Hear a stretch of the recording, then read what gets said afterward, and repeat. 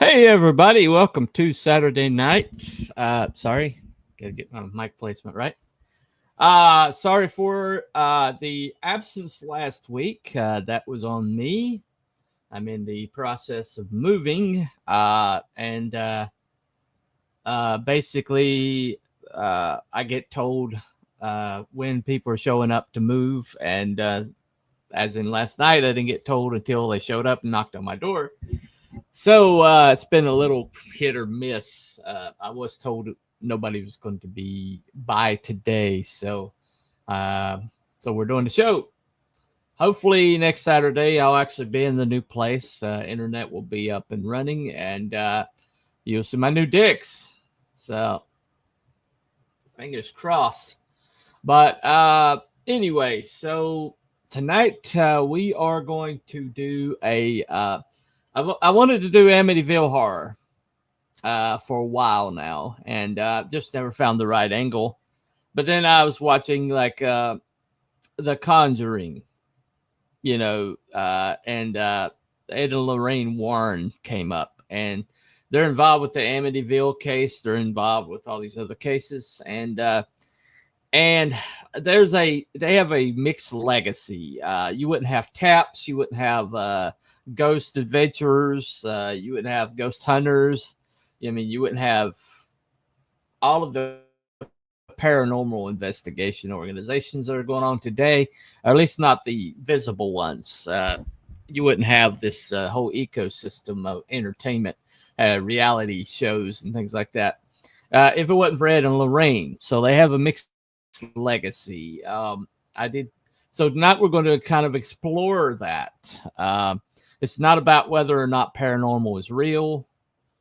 This is more along the lines of was what they were doing investigation or self-promotion, because the lines really got blurred, and now with the Conjuring out, the lines have even gotten blurred further. So we're going to talk about Ed and Lorraine Warren. Were they con artists or not? It's a pretty simple premise. To do so, let me bring on some of the usual suspects. We're down one tonight, evidently, but we've got two of them available. Where is my stuff?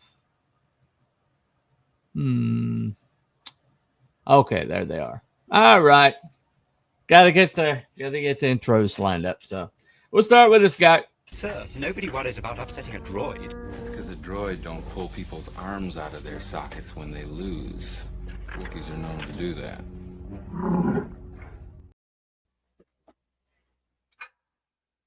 Well, due to circumstances beyond our control, I showed up.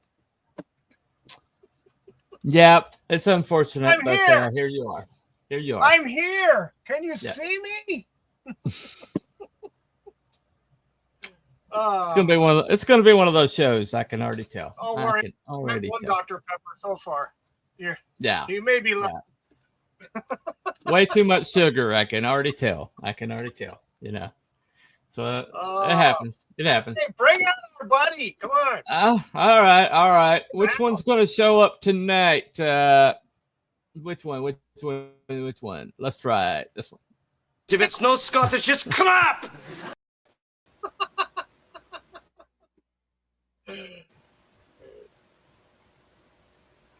Hello? Brandenburg. How are you? You're goddamn right. You all know Yeah. my name. Fresh off You all of know fresh off the streets in Scotland, being agitating. And, he's really. Who, me? He really caused a ruckus. Yeah. I'd never do that. Look, I've got new glasses and everything. I'm respectable, damn it. Well, according to the press, you're the biggest scourge on the Those those white men are just so evil. I guess so. Just evil. Yes. Yeah, well, evil. Okay. Cam, have a good one, everybody. I voted be back, maybe. All right, Cam. All right, Cam. So does that mean that you actually set a poll up? I did. Did you set a poll up this time? I did. What I madness did. is this? I know. Oh. It's freaking earth shattering. Breaking news. Serious. Wookie sets up a poll in this chat. Film at 11. Yeah, I mean, actual prep work. Wow, Yeah. I feel so empowered. You feel so? Yes. Okay. You should. Yeah, because usually it's like I show up and I got all these clips and I got all this research lined up, Yeah. and you guys are like, copyright strikes, and you know. What the hell are we doing? Yeah, I even include like clips. I even include links in the chat to like information or whatever. But it is what it is. All right. So what do you guys know about Ed and Lorraine Warren? What do you guys know about them? Anything? not much beyond some of the stuff I watched earlier. So I haven't seen Okay. I haven't seen Okay. I haven't seen Amityville. I haven't seen The Conjuring. So I'm pretty much There was another one that they were involved with over there in England too. I forget. It was. Yeah, they were called in to do something in England, someplace over there. But that may have turned out I guess a little bit of a. Well, I guess I'll have to provide all the information about that one. Okay, good to know. Good to know. Anyway, so Ed and Lorraine Warren, they started in 1952. They started the New England Society for Psychic Research. It was the first first like official organization dealing with the paranormal that I could find on record. But at least yes, the infidels are here. Thank you, B-Dog, for being here. Yeah. Oh, not Brian. Hey, B-Dog. Hey, not Brian. Wow. Oh my. Oh man. There you go. Cool. Brian's here, and B-Dog is here. Awesome. And Cam and Shadowhawk. Yeah. Yeah. Awesome. So tonight we are not investigating like it. I mean, I guess we're kind of like doing a little bit of a the paranormal. What they were investigating, is there any validity to the paranormal? That's one question, but the other question is, was there any validity to them and what they were doing with the paranormal? And so I do have some information directly from the grandson who's kind of taken over for them. And he had some interesting things to say. I didn't get all the clips I wanted to for him, but we're going to start out the show showing why this matters, why they're in the public consciousness right now. There's a movie series called The Conjuring. Mm-hmm. And so let me give you a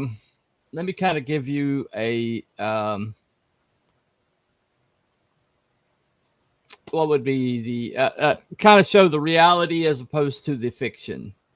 And so here we go.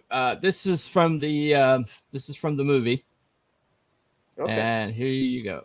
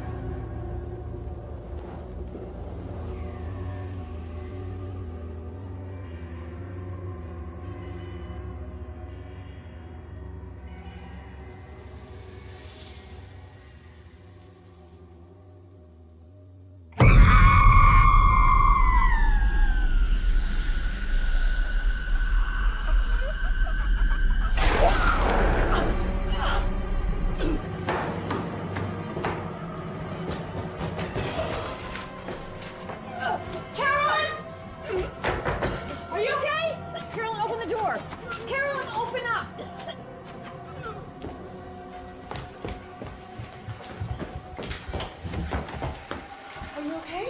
I'm fine. You sick? I woke up just feeling a little nauseous, that's all. I thought I saw... Here, Roger and the girls. 1 minute.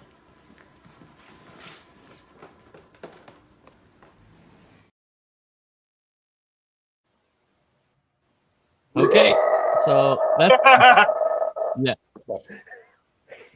Okay, so that's the Hollywood version of it. Is that the nun? Is that the nun that did the nun?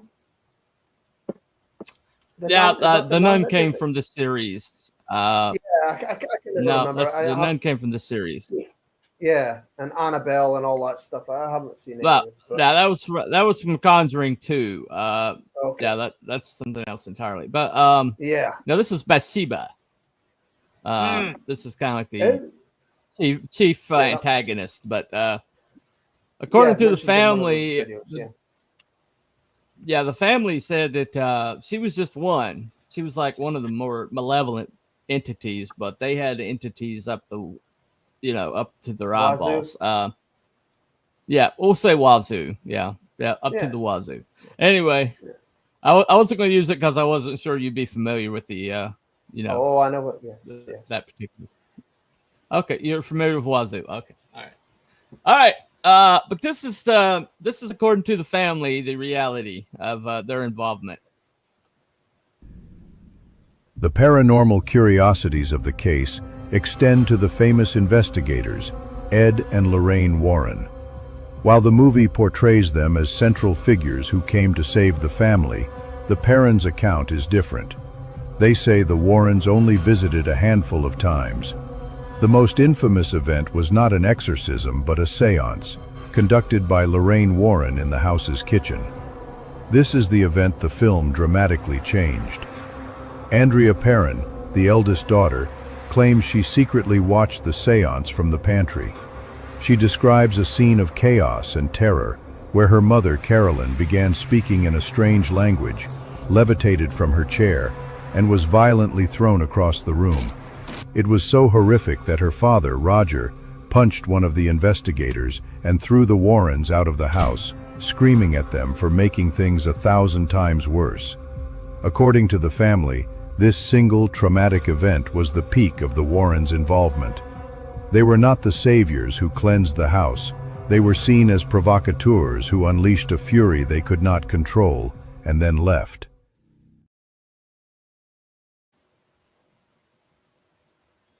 Yeah, I heard it was Ed that got a knuckle sandwich. Well, they said that it was one of the investigators. They had a small team with them. One of the men was the one that caught the one that was running the equipment. There was an interview that I saw. They played the actual recording of Mr. Perrin telling what happened, and he said I socked old Ed in the face and kicked him out of the house. Yeah. So yeah, all right. I stand corrected. That was the funny thing. It was just they did this and then left. No, they were kicked out. Yeah. Well, they didn't just leave. They didn't just leave and say right bye, and they were like kicked out. Well, according to the Perrons, they said that basically that they acted like they were surprised that this stuff was happening, and acted like they're, when he kicked them out of the house, they were kind of ready to go, and he did, and they said there was no follow up from them. So they pretty much like maybe they weren't used to things actually being real. Possibly. And the Perrons or Perrons, I'm not really entirely sure how you pronounce it, but they basically had been dealing with like paranormal activity like you wouldn't believe, because this house had been in the same family for generations, and the family was just like nonstop. Hello. Go ahead. And after all that, they don't take the hint and just leave?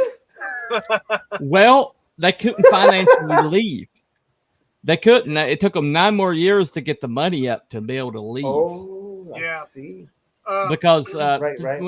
basically they came to that house like it was an emergency situation, and they found this house on the market, and they had a very large family, and there was just weren't that many places on the market that had a price low enough for them, and they were like desperate for a place, and this place came on the market that was low enough, and so they jumped on it. But the problem was, when you have a large family like that, your finances are kind of locked in. You know, Yeah, they had five kids, and then mom and dad. Yeah, and so they dealt with this stuff. They said that there was some kind entities. Not Brian and says, "Can we get the guy with the ginger beard back? This other guy's rubbish." Nobody's speaking. Hang on. And he's joking. I'm working on it, Brian. I'm working on it, Brian. He needs some Miracle Grow. He's got to sprinkle on, and I'm working on it. I'm working on it. See, it's fuzzy. Gone. The fuzz is coming back. Okay. He said he couldn't hear there. Okay, he's probably going to come back in just a minute or so. Yeah, probably. But they just said it made it even worse. And, they did have some kind entities. They had like a child entity that some of the younger kids would play with. And there was like a grandmotherly entity who... There we go. I don't know why that does that. Are you back? I just have to come out. I have to come out and come back in again. I don't know if it's StreamYard with what. Okay, can you hear now? Yeah, I can hear you now. Yeah. Okay, all right. Good. But there's also an elderly, grandmotherly kind of entity that would even tuck the kids in at night. Some of them, and but then there was like some really dark ones, really scary ones. And the scariest one was one named Bathsheba, and they used her as the antagonist for the movie. But there was no like written proof that she was ever thought to be a witch. But her child died under mysterious circumstances, and the rumors kind of persisted, and her reputation was just utterly destroyed. And so that's why they thought that she might be angry. Is that the creature that you see? Is that the creature with the red face that you see the clip of in the movie? Yeah. That's the one. That's the entity. Okay. But basically, it was there was kind of like a reality, and then there was like the persona that they put on. Let me show you in the grandson's own words as to who they were. So let's give you kind of an idea who we're dealing with here. And tell me, Chris, what were your grandparents like as a couple? They were incredibly loving, very, very devoted to one another, but opposites, complete opposites. Okay. My grandfather was a type A personality. He's the great Ed Warren. He kind of let that whole thing go to his head.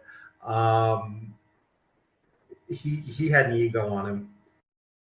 I'm not going to give class to somebody who's sitting here. You'll have nothing but lying. Ed, let Joe just explain. Be careful who you call a liar. Well, what would you do about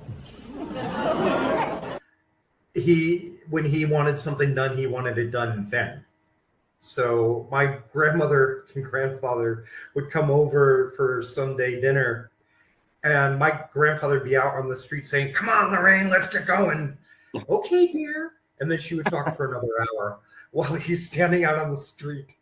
She just had this ability to block out anything negative and keep going. She was adorable.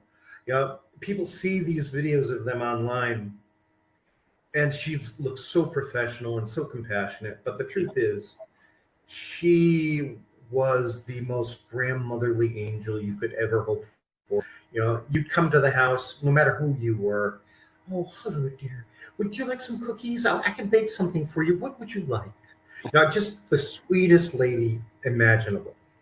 And my grandfather, both of them, they were devoted to animals. One of my favorite stories about my grandfather, He was driving home one day in the winter, and he saw this long-haired collie with a chain around its neck, wrapped around this tree in a muddy, icy puddle. And he just walks over, he unclicks the dog, goes up to the front door, bangs on it, and says, "You just lost your dog." He brought the dog home and he named it Duke after John Wayne because that was his favorite actor. Okay. And he was a fine arts painter, wasn't he? Yeah. He used his GI Bill after World War II to go to art school, and they both were artists. As a matter of fact, when you see their paintings, my grandfather was the one doing the big stuff, and my grandmother did the fine detail. Okay. I mean, she also did her own paintings, but when you see the ones that are Ed Warren or just say Warren, that's usually a collaboration. All right. Oh, now I know why Mr. Barone smashed him in the chops. Oh. Why? Yeah, he's the he big was. mouth.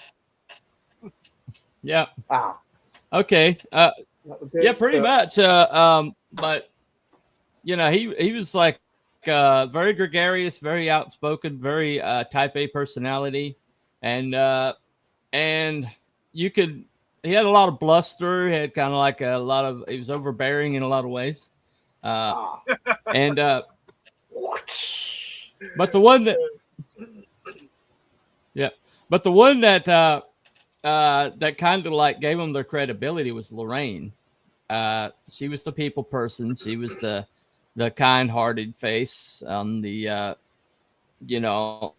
on the investigatory team, and she was kind of like the one that leaned them some credibility. And you know, when they go on talk shows like that, she would wind up being the one that was like would sway the crowd, you know. Mm-hmm. You know, basically he would. So it was like the iron fist and the velvet glove, basically, and that's how they went. Sally Jesse. He says anyone that was on Sally Jesse Raphael's a con artist. Yeah, I'll take your word for it. I'm not gonna dispute you there. Not gonna dispute you there. I'll take your word for it. Yeah. Well, let me play this. This is another. Yeah, let me play this other clip from the grandson. Right, quick. This also clears up some stuff. And we don't sensationalize. We don't advertise our cases. We don't ever expose our clients to the public. It's one of the things. It's one of the problems I had with my grandparents. Okay. You know, I love my grandparents. I respect my grandparents. They got me started. But when it came to the publicity thing, you know, I've reconciled that this was a time before the internet. And if they didn't get their name out there somehow, they weren't going to be able to help anyone. They tried for 20 years without publicity before they realized, oh, wait a minute, publicity works. Yeah. And they were able to use that. But I also saw the devastation it did to families when they first started because they didn't really learn how to protect people. We do it better. Yeah. Well.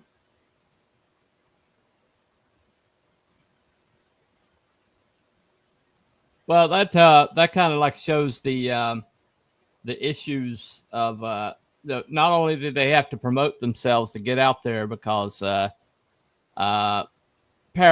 I said, they were like new. Not many people were even claiming that paranormal existed, and they didn't. Parascience degrees and things like that did not exist, and and so they were kind of like. Not only did they had like the problem with not only convincing people that this was a real thing, but that it was valid, but they also had to find people that they could help, and they couldn't exactly advertise. Yeah, They couldn't exactly advertise in like the newspapers and stuff like that. There you go. But it's like when you go to at the same time, you go to Mexico in Tijuana or Mexicali, and they say, "Oh, we rip you off for less."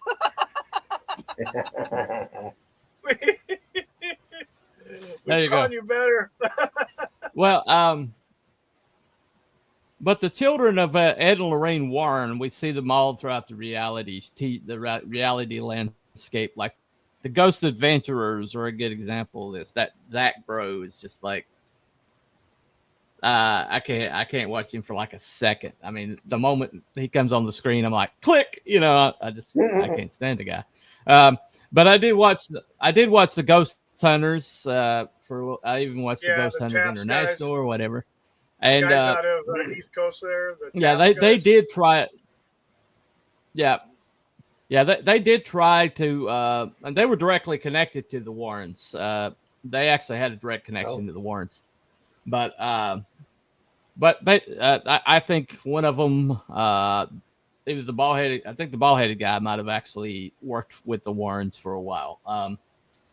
But the thing about it is they did show like some like actual scientific method. You know, they did try to debunk some before they moved on to the paranormal. And they would basically, if the information they got was scant or not very convincing, they would say so. While of course, they were losing like views to the ones that were like, oh my god, did you hear that? Oh my god, did you see that? You know, those guys. They did have some. I watched that series. And they had cameras set up. You know, night vision cameras set up in different places. They were not manned. Yeah. And they showed some real interesting stuff that could not be explained with modern science, like chair moving across the room. These guys, they were sitting in this chair. There was another chair across from these two people were sitting in this room that had activity. They got a call on a radio, and they went and they both left the room. Within about 45 seconds of them leaving the room, the one chair closest to the camera freaking slid across the floor. Like all of a sudden, it just moved. It's like, holy shit. Well, they also proved that that the chair wouldn't have moved like that if it was tugged. The only way that would move like that is if somebody was pushing it. And nobody pushed it because the way it moved, it staggered. It moved a little bit and then turned and moved at the same time. So in front of the camera. And then they had a situation where they had the night vision on. They were in I don't know if it was one of the castles that they ventured into in Europe or whatever, but they had a guy. There's three of them in a row. So you had the bald guy in front, the guy his partner in the middle, and another guy with the camera in the back. The guy with the camera saw the guy in the middle's collar literally get pulled up like someone took their fingers and just pulled their collar of the shirt. And it was like, whoa, holy shit. Well, I did see I did see the one that really got me was one of the, I can't remember his name, but the guy with the dark hair, he was like claiming he was like the one that was kind of agitating the spirits or whatever, and he was kind of like I think it was him. And he suddenly said, my back is burning, man. And he raised the shirt up, and while the camera was on it, his skin was white, and completely unblemished. But while we were watching, you saw the streaks go up. Yeah, they started showing up like little fine claw marks. Yeah, and so, crazy. Yeah. And so, crazy. And so, to me, I've seen enough in my lifetime to know that there is indeed the paranormal is indeed real. I won't give you too many details, but Warren, I mean, Ed Warren was he called himself an amateur demonologist. And why is he called amateur demonologist? What is a demonologist? Well, because there is a profession of demonologist, and it is certified by the Catholic Church. And because he wasn't Catholic and he wasn't in the priesthood, he couldn't be certified as a demonologist. And so he was self-taught. In other words, he read all the materials and things like that. And demonology is a real thing. It is indeed a real thing. You saw it on Ghost Hunters, where they would call in a demonologist from time to time. Yeah, they do exist. Professional, and the Catholic Church does have exorcists as an official capacity. Yeah, I've seen it. I've seen interviews with those guys. Yeah, I've seen interviews with some exorcists as well. Yeah. Well, most of these Conjuring cases are pretty famous. They have a museum where there was a doll called Annabelle. Yeah, and the movie Annabelle was like this creepy ass doll, right? But haven't seen the film. Yeah. But the real Annabelle. Real Annabelle's a Raggedy Ann. Yeah. The large one. Right, okay. Raggedy Ann doll. Yeah. That's what we actually had one. My daughter had one for a while. It was given to her, and then I think she sent it to Goodwill with a bunch of other stuff. But well, yes, a Raggedy Ann doll. If she knew the story, of Annabelle, she probably wouldn't have had one. No.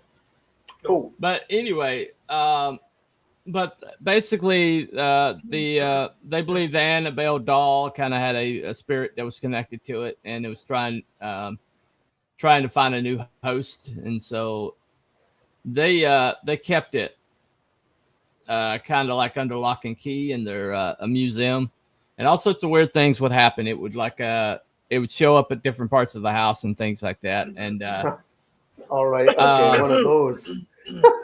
Yeah, well, that's where the right. The two wasn't it the two nurses that had it, and that was happening to them, where it would it would be on the sofa, and then when they would all go to work, they'd come home later that night, and freaking it's not there. Ends up in the bedroom on the bed with the door shut. Weird stuff like that. Worse yet, it's in the well, closet. and they used like a really. Raggedy Ann's not intimidating enough, so they used a real creepy doll in the movies or whatever. I've seen the pictures. I've seen the clips of it. Yeah, that's a horrible looking thing. Yeah. But the real Annabelle, I used it for the thumbnail because she was like, it looked like a this innocuous doll, but the list of things that were happening around that doll was very, very, very long. That doll. The doll. So they took possession of it and put it in there. Hello, Jim. Welcome. Yeah. The doll. I mean, the doll on the thumbnail looks all right. It's not that bad, but you could just tell it's got. Hollywood's got to make it creepy, real creepy, scary. Yeah. Well, they got to really. Well, the thing about it though is if you ever see if you ever see a rundown of like cursed objects, the cursed objects are always really innocuous looking. I mean, and when you think about it, if you're going to use bait, what are you going to use? You're going to use something that like the fish are just going to think it's like something every day. It's something that it's food.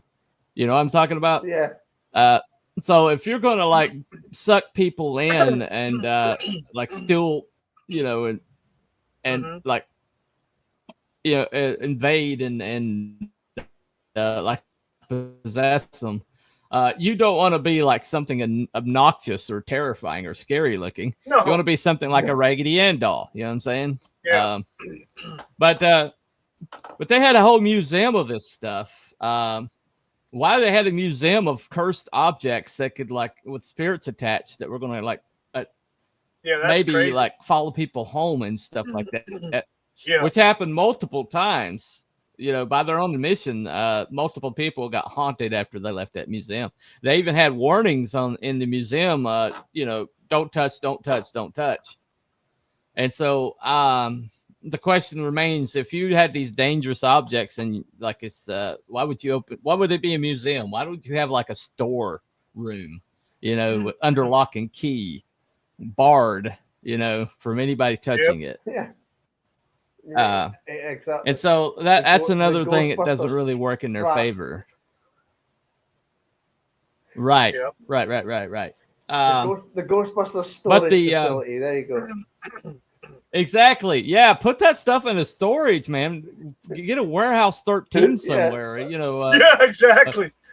Do like the freaking Ark of the Covenant. Bury that shit. But they get some top men on it. Yeah, exactly.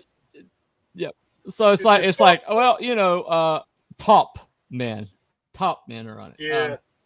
But Exactly. I mean, why in the world would you okay, these objects are like terrorizing people, and so much so they're so screwed up that we've got to take them into possession. I know, let's make it a museum where people can walk by and lay hands on this stuff. Right. Okay, people, do not touch the displays. Do not touch the displays. Yeah. But you can just tell some guy's gonna go. What do you think's going to happen? What do you think's going to happen? Right. We're freaking Americans, man. You tell us not to walk on the grass. That's gonna what say, we want. Exactly. No, I'm gonna touch that thing. But the museum's like really, really interesting. But the one that put them on the map, the Barone thing, that didn't really get a lot of play in the press. But the one that did is called a little place outside of New York called Amityville. Oh, anybody ever hear of the place? Yeah. Yes. No. Okay. They've made a bunch of movies about it. I've never seen them. Yeah, the movie. Yeah. Well, let me give you the reality. Okay. In 1974, a 23-year-old named Ronald Butch DeFeo Jr., the eldest son of the DeFeo family, murdered his entire family in their beds with a 35 caliber rifle. So he wasn't messing around with 35 caliber. And and basically but he had been messing around with Ouija boards. Yeah. Well, we all know how that goes. Yeah. Once again, I will say this. Parker Brothers, those are spirit boards. Why the hell are you marketing them as a game? What are you thinking? They're not. Okay? They're not thinking. That's the thing. I think I've seen one. I think I've seen a real Ouija board. I've never actually done one though. I mean, they put it out in mass production. Yeah. Oh yeah. You can still get them. They're on the shelves at Target. Yes. The Ouija board. I'm like, it's insane. I'm not doing I mean, that. No. I have personal. I have like personal stories involved with that, where people that I know personally have had situations. I'll just tell you one. A person of my acquaintance basically found a Ouija board. He's a trash man, and so he would he'd find stuff all the time. And somebody had a perfectly fine, he said there wasn't even scratches on it, Ouija board box, like out at the curb. And an idiot was didn't ask himself, why would somebody throw out something perfectly new, right? Dummy takes it home. Why? Okay. And Wow. and so they're playing around with it.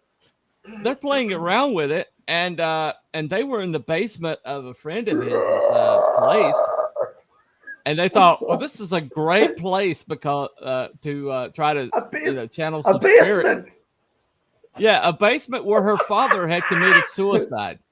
Oh my God! Where her father had committed suicide. It just gets better. Okay. Yeah. This is the message. This is the message they got. Dad says hi. Wow. Dad says, oh, no kidding. That was the message they got. That's underwhelming. Dad says hi.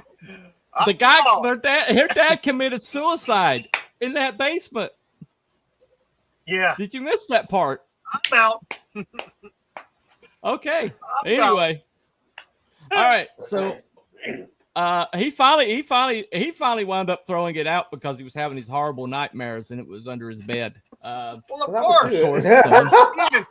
Like B-Dog said, because there's demons in there.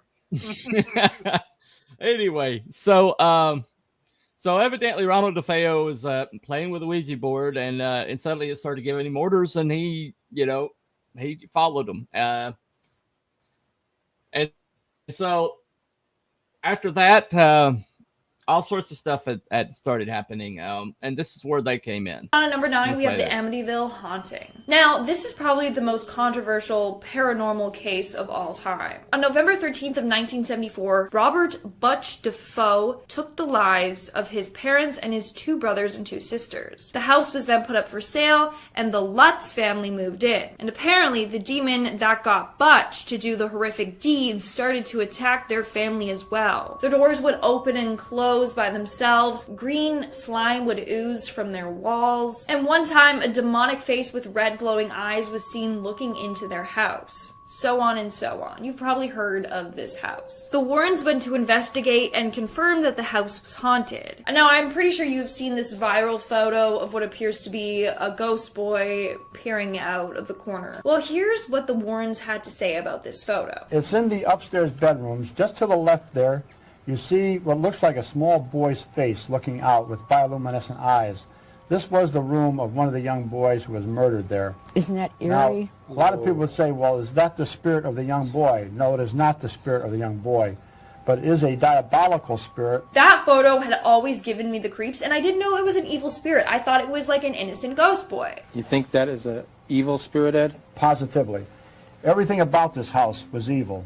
Again, this case is controversial because a lot of people think that the family just made up the haunting to get rich and the Warrens went along with it. But I don't know, man. I don't know.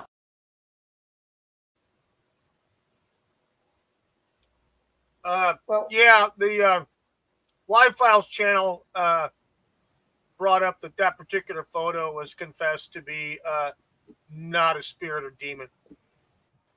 Okay. Okay, I know what they're referring to, and that was debunked. Because what they said was that one of the assistants for the Warrens said that he happened to be in there, and somebody snapped a picture, and that it was him that was in there.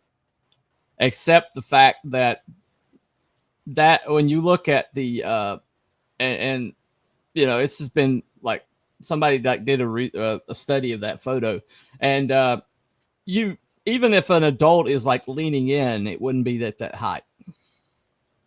Okay. And unless even if he was on his knees, unless he was about 5'2", 5'3", he wouldn't be at that height. I'll just have their grandson. He talked about it. Here you go. Well, in 1952, they obviously founded NESPO, which is the New England Society for Psychic Research, and is, as I understand it, I think Tony Spira has still carried on with that. Yes. And with the Amityville case, is there anything that a lot of people don't know about that case? It's because it's such a publicized case. Yeah, honestly, that case, my grandparents called it the worst case they've ever worked on. And on a scale of 1 to 10, I would have to say that Amityville was a 10. This case had everything. It had the monstrosities of the night which roamed that house, which infested it, which caused a young man to murder his whole family. I know that, people have said that it's not true and everything, but my grandparents swear it was as real as you could ever imagine. were invited there by Channel 5 News out of New York City. Yeah. That's, they had no connection to the family. And they had to go to Kathy Lutz's mother's house to pick up the keys because the Lutzes wouldn't go anywhere near the house. Yeah. My grandparents had already been attacked the first night that they had been asked to go to the Amityville case, horribly attacked.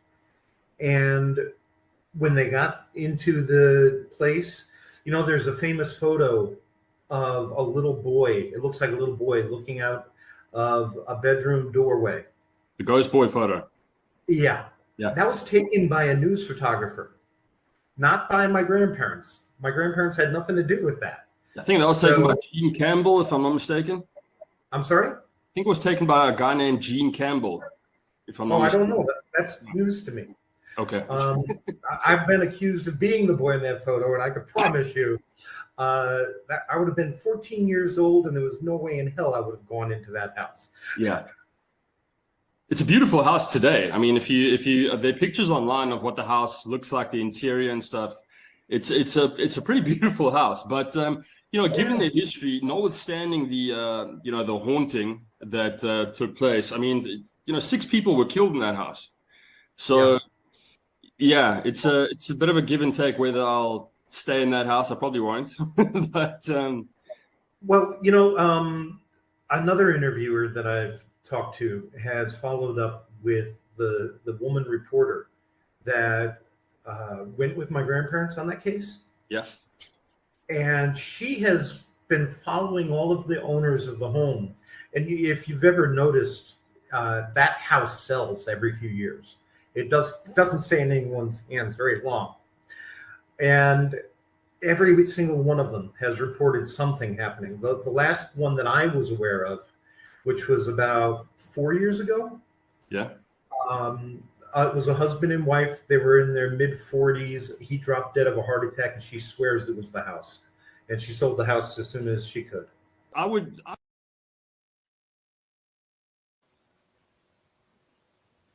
Well, there you go. I sure the hell wouldn't buy the place.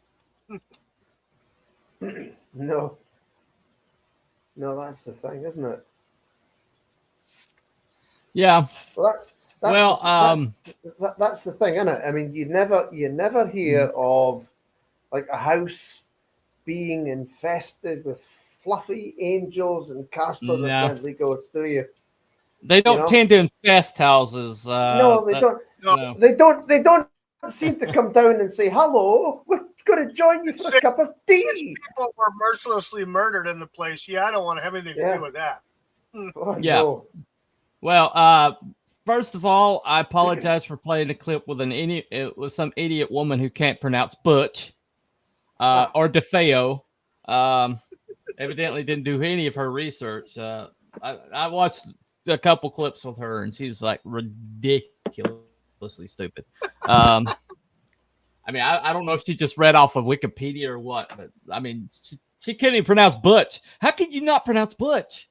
My gosh. That just drove me crazy. Anyway, Butch. But yeah, but that was like one of the ones, one of the cases that put them on the map. But of course, Ed is going around making the circuits. Everybody wants to. Amityville was such a in the zeitgeist, and everybody wanted to know stuff about it. And of course, he shows up, and I think the case can be made for the illusion of a con job in the fact that a book was written about the case, starting with the DeFeo family murders, and then the Lutz family's experiences, and it goes through just the Lutz. But the book was written, the book became a bestseller, and it was made into a movie in 1979, which was a big hit for horror fans. So, and then there've been subsequent projects after that. So you look at that and you're like, that was a pretty quick way to make a buck. Well, one of Ryan Reynolds' early roles was like a remake of the Amityville horror, and it was a lot.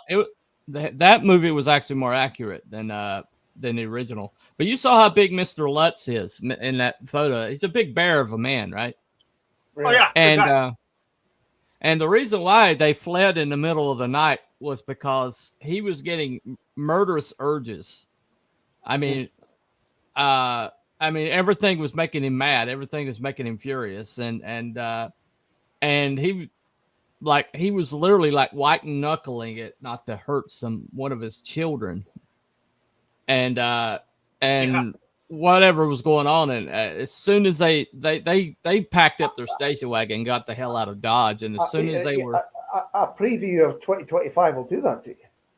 Well, probably, yeah.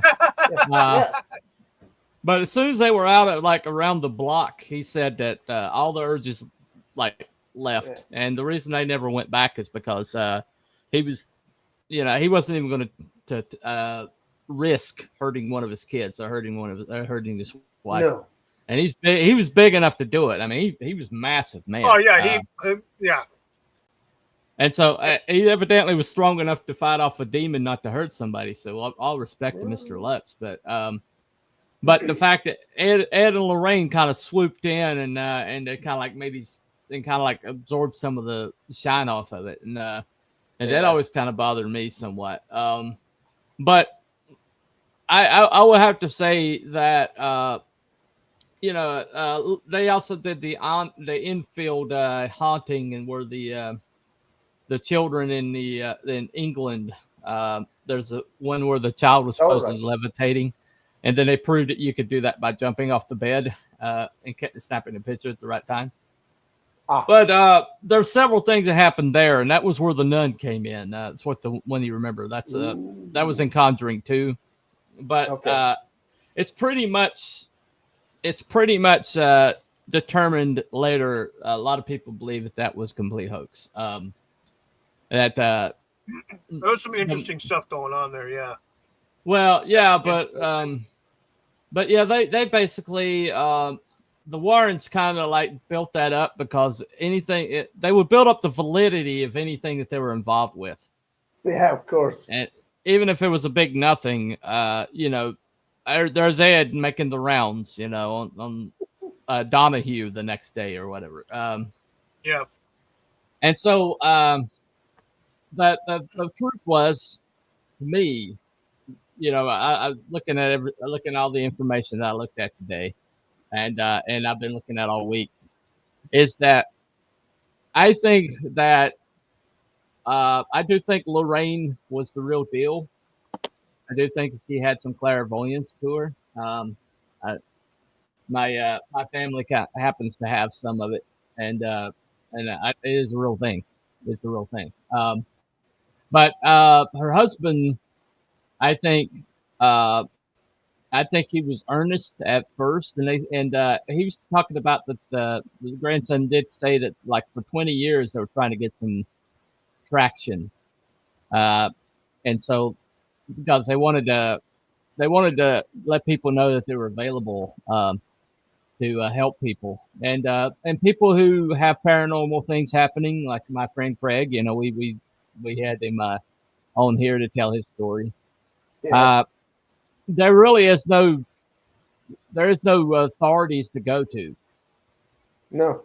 And exactly. And most of the time you're stuck in the situation you're in. He was stuck at that house because his father refused to believe that anything paranormal was going on. And his father's like a penny pincher and just, we're getting a good price on this place, Yeah. Never asking, why did he get such a good price on this farmhouse in the middle of nowhere? Yeah. Well, that's what happened with the Lutz. The Lutz family bought that DeFeo place in Amityville because it was on the market for $18,000, which was probably lowball the whole community. And they were. That's a massive house. That's a huge place, and they got a detached garage, the whole 9 yards, and a big backyard. Yeah. And at one point there was a pool, but somebody like cemented it up. But the thing about it is though is essentially, I think that when they started out, their hearts were in the right place, and I think that they did maybe do some legitimate investigation. But I think once there was some popularity to be had, and Ed's ego got involved. I think I think when they encountered actual cases, like I believe Amityville is a case, is an actual case, and I believe what the Perones were dealing with was actually real. But when they dealt with those cases, if you watch, they got the hell out of Dodge. They didn't spend any time in those cases. Yeah, they didn't hang out. They didn't hang out and say hi and come over for bridge. And mean, they took off. The Perons say that they just stayed and did one seance, and when shit became real, and he punched one of them in the face. I guess it might have been Ed. They left and they didn't come back and they didn't follow up. No, because they're like, oh crap, whatever this is actual. This is beyond us. A lot and the Amityville thing. Yeah, the Amityville thing. I mean, there is you never see any of the ghost hunters go to the Amityville house. You ever notice that? Yeah, none of them have ever been. Yeah, none of them. Not even the Ghost Adventures. Not even the Ghost Bros will go to the Amityville. Ghost Adventures, the Ghost Bros, the Ghost Hunters. None of them. None of them have ever gone. None of them. And you'd think that would be like the number one on the freaking list, like the top of everybody's list. They will go to freaking Waverly Sanitarium, but they won't go exactly. to they'll go to sanitariums and cemeteries and old abandoned hospitals and shit, but they won't go to Amityville. Well, I mean, I live where our mental hospital is, and it's one of the most heavily haunted places probably in North Carolina, the Western North Carolina at least. And we have a chapter of ghost hunters that are like in our county, and they never go over there. I mean, there's one person kind of reported the lore around it. My Craig was watch some of her videos, but she would report on the lore, but nobody ever explored it, right? And I honestly think these ghost hunter people, I think that they kind of shy away from anything that's really, really legitimate. And the people who do the actual work, the people who aren't looking for publicity or not looking to be humiliated or terrified on camera or, where anybody can see, usually shy away from actual hauntings and actual demonic possessions and things like that. And you will never hear about those. But I honestly think they might have been there might have been some legitimacy at the first, or at least they were trying to help people. They were trying to provide a service, and they were trying to give people a way out. But by the time we know about them, by the time that they hit our radar, the national consciousness, I think that they weren't going anywhere near anything real or anything that they couldn't handle. Well, I know that as time goes by and certain things like this, things like paranormal investigation, ththings like that. And like their son said, it took them 20 years to get traction for anybody to even notice who the hell they are and what they offer. Yeah. So they go through, they grind and grind for 20 years, and then they find something that's noteworthy, that's sensational, and they get to a point to where, hey, maybe if we embellish a little bit of something, possibly, and maybe we can partner up with an author of somebody of some note that likes some crazy stuff. Yeah. Maybe, and it's just a maybe, but you have to think of it that way. And with Ed having an A-type personality, he's like the ringmaster where she's actually doing all the work. And so, he's the one that's going to be out there blusterous and, vocal and confrontational. What are you going to do about it? Right. We'll go up your ass to the microscope. That's what we're going to do about it. Well, it's like I was watching an interview with an actual demonologist, and and he was like, we basically we go into the power of Christ, or we don't go at all. We don't go under our own strength or under our own steam, because there are things that are way, way more powerful than any human can handle. And like Amityville and Perone House is probably two examples of that. And and it's like as soon as it got out of Ed and Lorraine's ability to cope, they walked away from it. Well, yeah. And so that tells me a lot. That tells me a lot. Self-preservation. Self-preservation. Yeah. So it's like when you it's like when all plans kind of like disappear when you actually come in encounter with the real with the enemy. I think Sun Tzu said that. Basically, all plans go out the window as soon as the bullets start flying. And and I think, and this is, they said that they investigated over 10,000 cases over the years. But it's not really a lot of documentation. And the grandson evidently has like kept up their work. And but even he had a problem with the way they operated. There has been some issues with I guess before Ed died. Lorraine died several years. She outlived him by a lot. He died in 2006. He was 2006 and she was 2019. Yeah. So yeah. So there was some issues back in the day where they did these movies and they used their characters in the movies. They used them as characters in the movies by name and all that stuff like that. There was some talk of NDAs that were signed by some of either signed the NDAs or they didn't give them the rights to use their names, likenesses, or anything like that. And I don't know why that is, but whoever had to sign the NDAs, I don't know. But it was from the Warrens and Lorraine. They were very adamant that if they were going to do some sort of, if there was a production company going to do something about them or with them, with their characters in it, the production staff had to sign these NDAs because, of course, the production staff have to do their due diligence and go and do research and make sure they get the characters right, get the story right. Mm-hmm. So what were they afraid of that these people were going to find? If you think about it, well, there's the only reason for someone to require an NDA to be filled out or signed is that there's some information that you don't want nobody knowing about, especially the general public, and they got to keep their mouth shut, or they're going to go to court and lose. Well, the only reason you use NDAs is to control the narrative. Well, yeah, exactly. That's the other part of it. But you want to make sure you can determine. You can control the narrative. You can control the narrative by making sure that whatever they find, they don't talk about. Yeah. Right. Only what's supposed to be in the movie, nothing else. So, I mean, I haven't heard of anybody else requiring NDAs and shit like that if they're going to use their likeness in a movie. I don't know. I mean, is it common?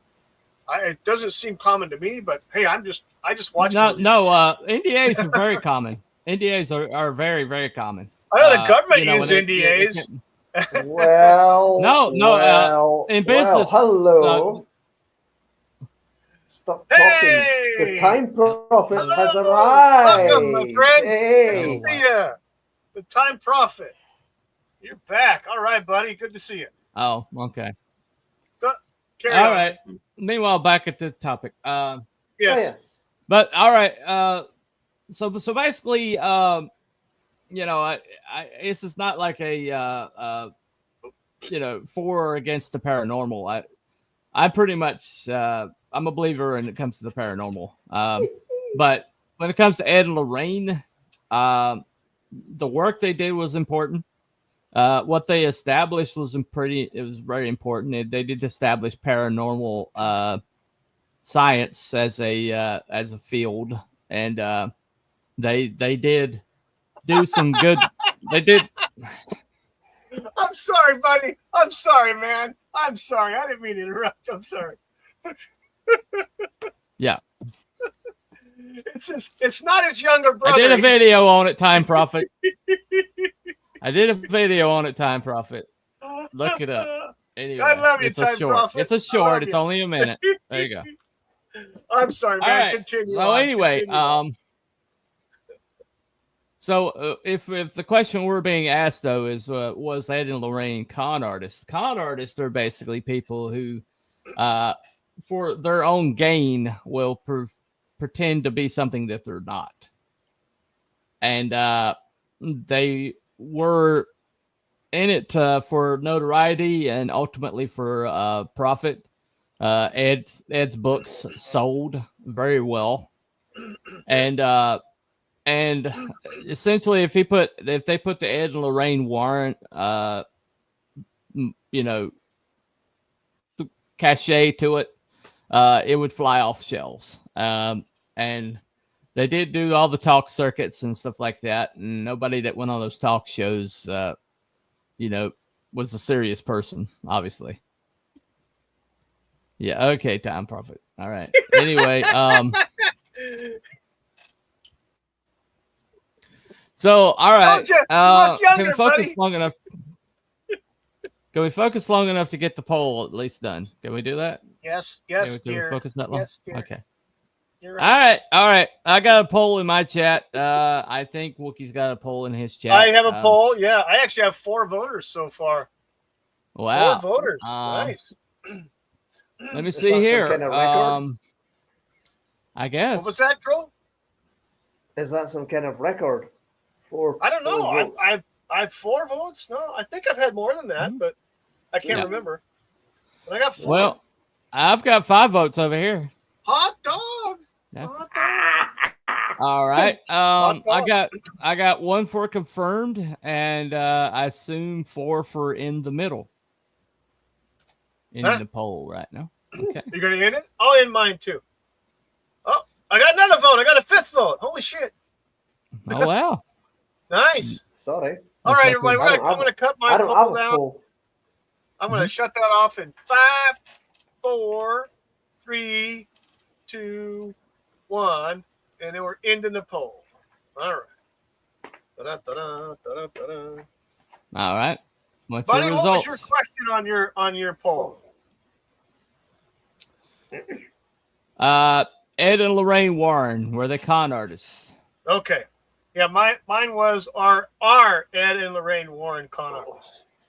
So. Mm-hmm. And then it's pretty much the same thing. Yeah. So, what do you got, buddy, on your poll?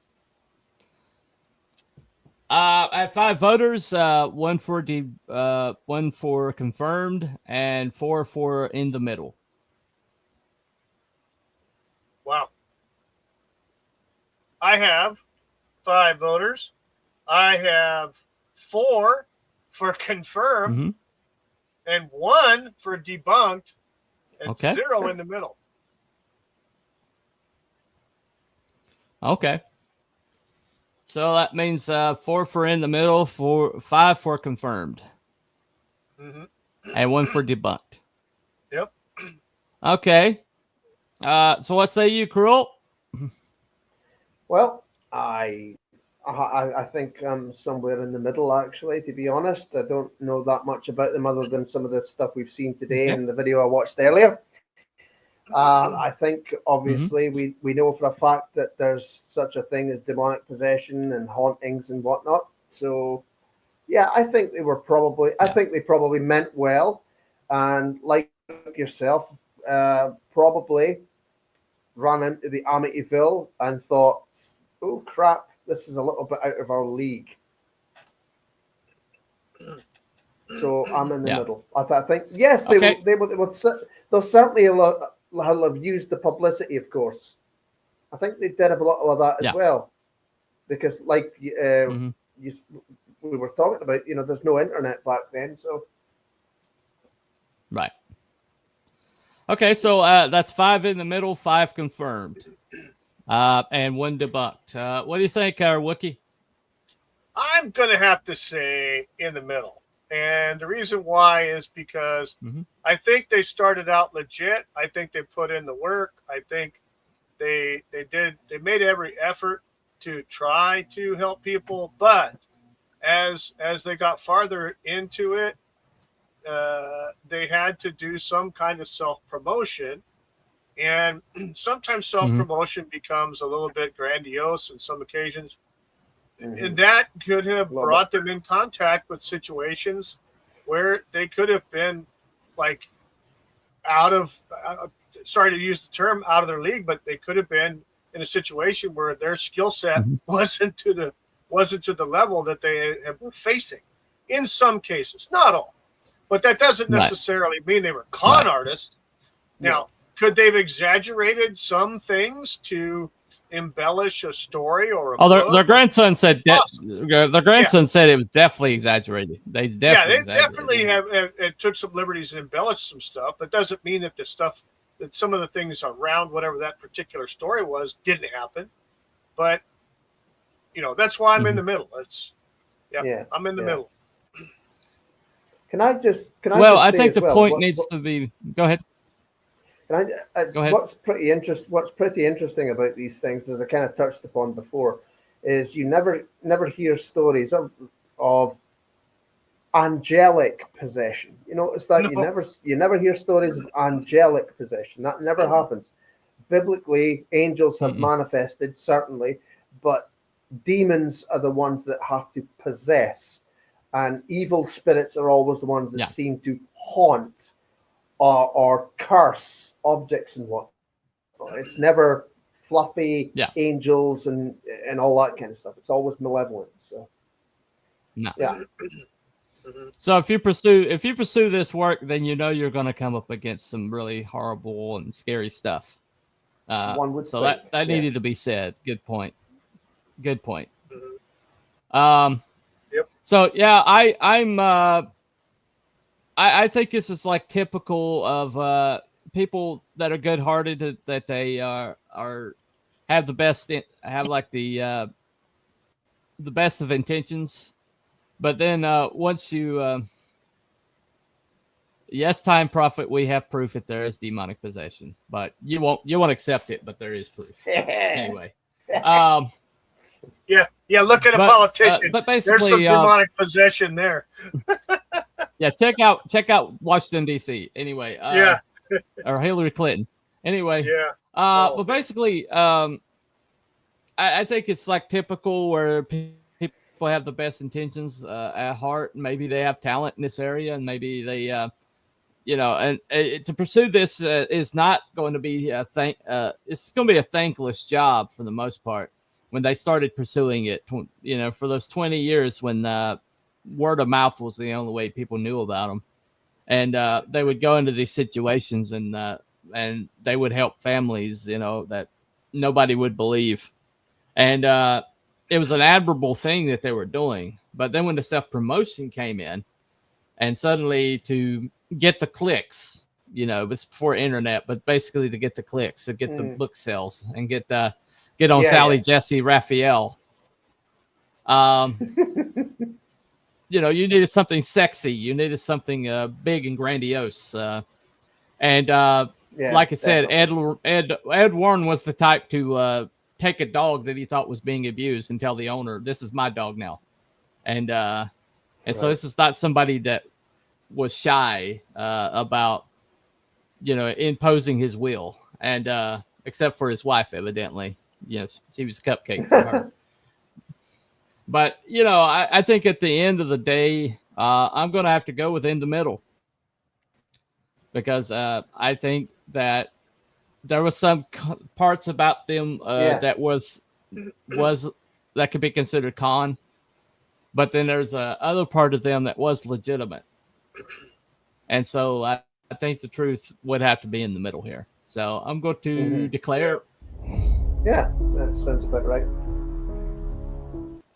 That sounds about right. Yep. So this is one of the deals where I went in not really sure what I was going to find, and so what I did find is I found it's kind of like absolute power corrupts absolutely, At the end of the day, Lorraine was just, her grandson's like, yeah, she was a sweetheart. They'll give you the shirt off her back or bake you a cake if you at the drop of a hat and things like that. But then you had Ed, who was basically pushing them into places where, for publicity that they probably shouldn't have been going. Amityville being one of them. And so at the end of and they said that Ed got his first heart attack during an exorcism, and the grandson's pretty convinced, and a lot of people have seen the videos of it. They were pretty convinced that there was something seriously wrong with this guy, and Ed suffered his first heart attack during that exorcism, and so ultimately that pursuing of the next sexy thing did pretty much cost him his life. That kind of stress being around something like that couldn't have been good for a guy that was obviously overweight. So anyway, at the end of the day, we're going to say in the middle here. Thank you. It's a kind of segue, but what's this? Oh my goodness, Mrs. Good Stuff. Hello. The good stuffs are in town now. Yes. Do not get yes. The opinions expressed by Mrs. Good Stuff are not the opinions of this. Thank you, Mrs. Good Stuff. Thank you. Not at all. Yes. We are not defaming Lorraine Warren, okay? We are not defaming Lorraine Warren. Please take the comment down.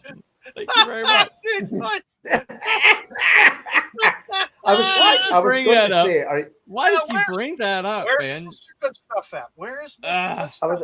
I was going to say, are you all right, before we get taken down for defaming somebody's character. He's getting nervous. I have no proof. You familiar? You should be nervous too. You should be nervous too. Of course, you don't worry because you're just well over 100 subs. But yeah, that's not the words on the street. There is nobody that believes that. Nobody believes that. Anyway, I've got over 623 subs, man. I got things to lose. You don't. What? So yeah, I'm a little nervous. What? All right. Anyway.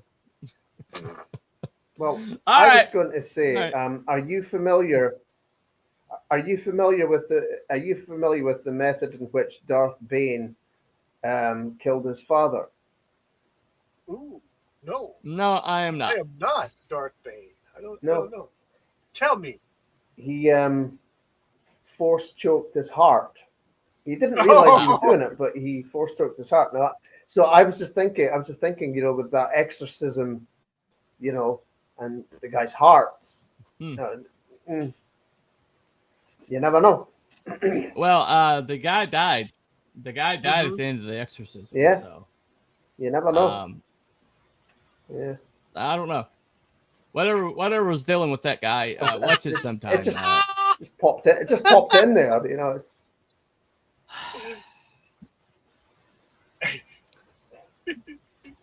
All right. We're gonna end it. We're gonna end it right there. Thank you, Mrs. Good Stuff. Thank you, Mrs. Good Stuff, for coming in the chat. Always a pleasure. For making my night. Give me nightmares. Yes. All right. Anyway. Yes. All right. Thank you all for coming. We had a great show tonight. Had a great turnout. Yes, 30 eyes. They had a total of 5 votes in both polls and both chats. Yeah. So.